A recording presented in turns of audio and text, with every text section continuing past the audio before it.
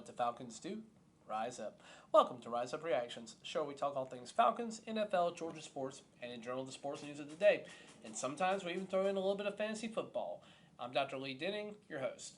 So, today I am talking mostly about fantasy football. I'm actually, as we gear up for more of what I would call the fantasy football draft season, start talking a little bit more about this topic.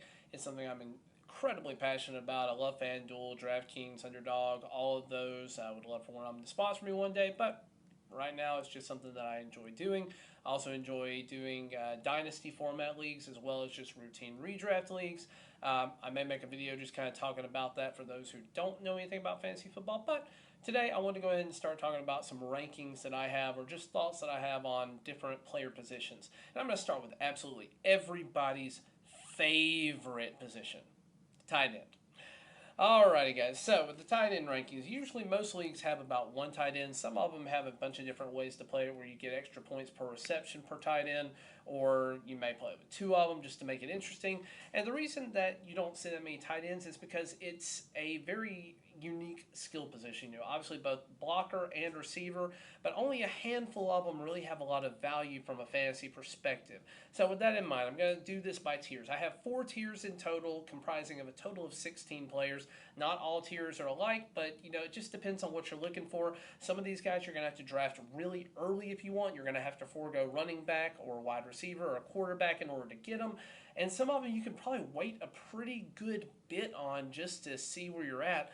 But let's just go through it. So tier 1, in no particular order, I have Travis Kelsey and Mark Andrews. They're the only two in that tier. I think they are a league in a league of their own. So just to talk about Travis Kelsey, with Tyree Kill gone, he will absolutely be the favorite target. He's been either the favorite or second favorite for years for Patrick Mahomes. Has a big contract, so he'll be there for at least a few more years, but he'll be the favorite target there, probably for the rest of his career. Going to be a Hall of Famer one day, but he is going to command a huge target share that also is a negative because teams are going to key on him and they know about it. So I look for him to be double teamed a lot. He's still a huge presence on the field, and it traditionally hasn't mattered. He's still going to have Juju, still going to have a couple of other guys on the field. Sky Moore is a new addition to their team. Mecole Hardman, it'll be kind of a make or break year for him, and then MVS as well. So there are some guys that can help stretch the field a little bit and open up the kind of shorter routes for him, but he's still a deep threat target too. I do look for him to get a couple more touchdowns this year than last year. He finished tight end number 2 overall last year. Going to make a strong case for tight end 1 this year. Now, let's talk about tight end 1 from last year. Mark Andrews was being drafted as the tight end number 4, ended up finishing way ahead as tight end number 1, primarily because of some injuries to some other guys and a little bit of underperformance by Travis Kelsey. But Mark Andrews, number 1 last year, he is the best target on a Baltimore team that is fairly run heavy. Now again, that's kind of the downside, run heavy offense that he's on, but he is going to be the primary red zone target. I don't think they're going to be looking for anybody else most of the time. I do look for him to have somewhere in the neighborhood of 150 targets this year altogether. Their ADP between the two of them, Travis Kelsey's average draft position is going number 12 overall, meaning you're picking at the back end of the first round, beginning of the second round if you want him on your team. Mark Andrews is going firmly in the early portion of the second round, around pick 15 or 16 overall. So you do have a chance to actually draft him, but again, you're going to have to forego some really big name running back and really big name receiving talent if you're going to take these guys. Now, if they fell to you in the back end of the second, I think they'd be a steal for you. If they only fall to you in the early part of the later part of the first, early second, I don't know. I might go against the grain there, but they're both going to be incredibly talented, and you're thinking position scarcity. They are the top 2 guys for sure, and you will have an advantage over anybody else until you play one another when, you know, the other owner of this, the other one here, so Travis Kelsey and Mark Andrews. But there are some guys that could give similar production, and that's where Tier 2 comes in. Tier 2 has 3 players in it. And again, no particular order, Kyle Pitts, George Kittle, and Darren Waller if he's healthy. If he's not healthy, he didn't perform very well last year, not somebody that I would count on this year. So Kyle Pitts, number 1 in his offense. Quarterback play is going to be his biggest downfall. Nobody knows what's going to happen with Mariota and Ritter. We do think he's going to see a larger target share overall, especially with Calvin Ridley being sidelined for a full year and probably never coming back in general. Russell Gage is gone, so about 130 targets are opened up that way. Drake London should eat into that a little bit, but again, we're going to be looking for short routes, slot routes a lot of the times, and that's exactly what he runs. So Kyle Pitts could make a case to be in tier 1. I do think he is going to be the head of tier 2, though. Then you got George Kittle. George Kittle has an unknown ceiling. He could be phenomenal. He could have 130 targets with 100 receptions and just a buttload of touchdowns. Or you could say that he's just been getting worse over the last couple of years. His health has been an issue where he has not played in every single game in the last 2 years. And his target share has just been going down and down. He hasn't had over 100 targets in the last 2 seasons. Some of that is health.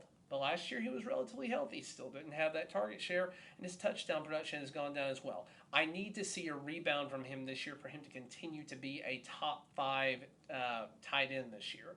He has not performed like that just due to things outside of his control recently. Another guy there, Darren Waller.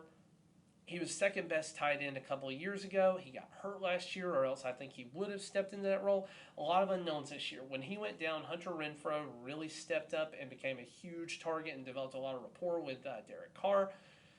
And then you have Devonta Adams, who was in college with Derek Carr, and they already have a good rapport, and it's just going to be whatever it turns into at an NFL level. So Darren Waller may turn into the second or third option in the passing game here. He should still be a heavy favorite to do really well this year, but I don't think he's going to put up the numbers that some of these other guys are going to do.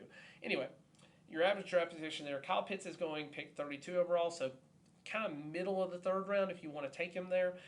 George Kittle has a much more appropriate ADP to me. He's going around pick 50 overall, which puts him squarely in the middle of the 4th round.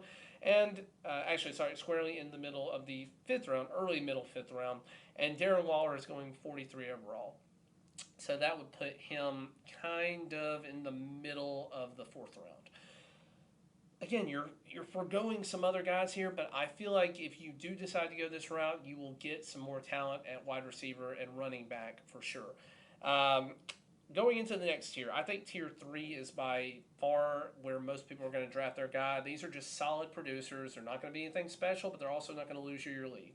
So I do kind of have this in a little bit of an order. I think TJ Hawkinson is kind of on the cusp of being a tier 2 guy. He just is incredibly consistent for Detroit. He's being drafted ADP 84 overall. So he's a little bit further back. You can get him, and I think he's going to have a consistent floor every single week, and he has the potential to get 2 or 3 touchdowns on any given Sunday. But then he's also going to not be that great for your other weeks. He is a PPR machine. If you're not playing in a PPR league, you're rolling the dice with him. Biggest problem with him, they have added a lot of new targets in that offense, and DJ Shark and Jameson Williams. So they're going to eat into his target share. I still think he's going to be the preferred target for Jared Goff on the goal line, so that's going to be something that helps him out. But his biggest thing is consistency. Number 7, I think, is going to be a little bit of a surprise. He's a guy that I had initially a little bit further down, but I thought about it more. Zach Ertz. When I looked at Zach Ertz, he's one of the older guys in the league, and that is why he's got kind of this knock on him. Really, that's the only knock on him now that I think of it. He also is a little injury prone, though he's done well the last couple of years to stay healthy. He has an incredibly high ceiling with Kyler Murray as his quarterback. He has had close to, if not more than 100 targets every single season except one in his tenure since 2013. And he had a resurgence in his career last year. He won a lot of people leagues at the end of the season last year. He's a guy that I think is going to pick right back up with DeAndre Hopkins being out for a few games because of suspension. So he's a guy that I think also could break that ceiling into tier 2. Who knows? Maybe even tier 1, but I think tier 2 would be his ceiling, and I'm going to firmly put him in tier 3. Right after that, number 8, I have Dalton Schultz of Dallas. Another guy who, I don't know his role. He's the 3rd receiving target, but he has a great rapport with Dak. So it just depends on what happens with him. He really doesn't have a lot of negatives. He's a guy that I would be targeting. Again, his ADP is actually 70. And just to go back and talk about Ertz, his ADP is 110. If you had to pick between the two of them, that's a 40-pick difference. I can get much more talented running backs and receivers that are not going to be there because of position scarcity later and go with Zach Ertz. So I like him a little bit better than Schultz for that reason. But we'll see what happens there. I think Schultz is a perfectly fine tight end, and again, has a lot of potential, but probably is not going to be top 3 in the tight end market this year. Moving on from that, you have Dallas Goedert over at Philadelphia. Jalen Hurts is not the most accurate guy. He's better on deep balls than he is anything, but he's not the most accurate guy in the world. So it probably helps that he's got Dallas Goedert there, who's had more than 100 targets over the last 2 seasons. He has kind of stolen that role from Zach Ertz after he, kind of got traded. They've made it very clear they wanted to move on from him. But Dallas is going to be just kind of one of these solid guys. He's going to put up good numbers for you every week, but he's not going to win you the league. He may have a couple of weeks where he gets like 20 or 25 points, but most of the time you're going to be looking at like an 8 to 14 point floor, and that's what you can probably expect from him any given week. If he gets a touchdown in there, great. If he doesn't, oh well. Definitely better in a PPR. And then going on to number 10, this one's going to be a little controversial. Still tier 3, Mike Gesicki. Follow me here. Tyree Kill is now on the team. Jaylen Waddle's on the team. And Cedric Wilson out of Dallas is on the team. So that would seem to suggest that Gesicki is going to be, the tertiary or fourth best receiver on that team. But hear me out.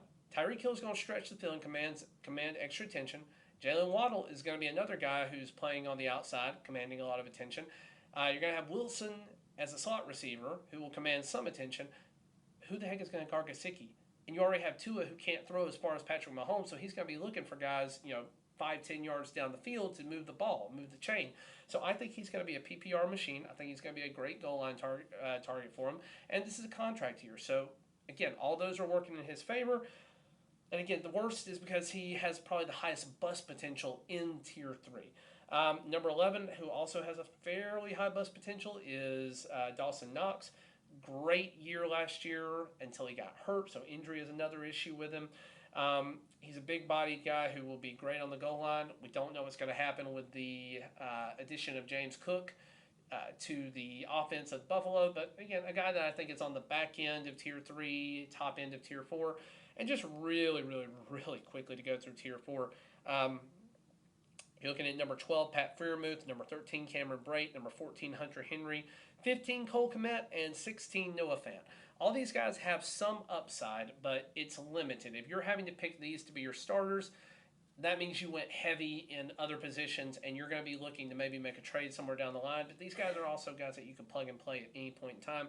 Freiermuth I'd have him a lot higher if Big Ben was still playing. I have no idea what Mitch Trubisky and Kenny Pickett are going to do with the tight end position. We'll see what happens. But tight end has historically, under Big Ben, done incredibly well in Pittsburgh. Who knows if that's going to continue at this point.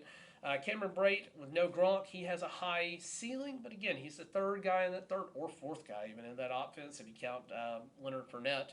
It's a possible pass catching back. So I don't know what's going to happen with him. I think he's got a high ceiling. And the biggest thing is no Gronk. It helps him out a lot. Hunter Henry was Mac Jones' favorite target last year. He had over 100 of them. Really consistent player, just not sexy at any point in time. So he's going to have some weeks that are bigger than others, but probably a consistent 6 or 7 point floor for you. So a guy that you can play on any given week. Cole Kmet is the definition of boomer bust. I have no clue with him, but I think he's better than a lot of the other tight ends that are out there, and somebody that I think you can do a late round flyer on, or if you already have your tight end one, you can look at picking him up on the back end of the draft.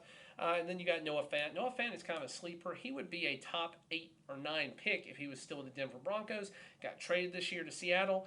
The only thing I would say there, he has a rapport with their quarterback already. Again, same guy that he was a number 8, 9, 10 tight end last year, and he's still going to have that same connection with Drew Lock. I don't see any reason for that to not continue in Seattle, but I think a lot of these other guys have higher ceilings than him this year, so that's why I put him at kind of the back end of tier 4. So, again, going back to tier 3, you're looking at anywhere between pick 70 and pick 132 for these guys. So you're looking anywhere in the middle rounds to kind of take your tight end. All of them are perfectly acceptable. Tier 4, these guys are all back in. You're looking anywhere between 125 and 219. So I think they're all guys that you can pick in the later rounds of the draft and be perfectly fine, perfectly happy with. But that's just what I think. If you agree with me, I'd love to hear about it down in the comments below. If you think I'm dumb, I'd love to hear about it in the comments down below. If you like the video, hit the like button, consider subscribing, and as always, rise up.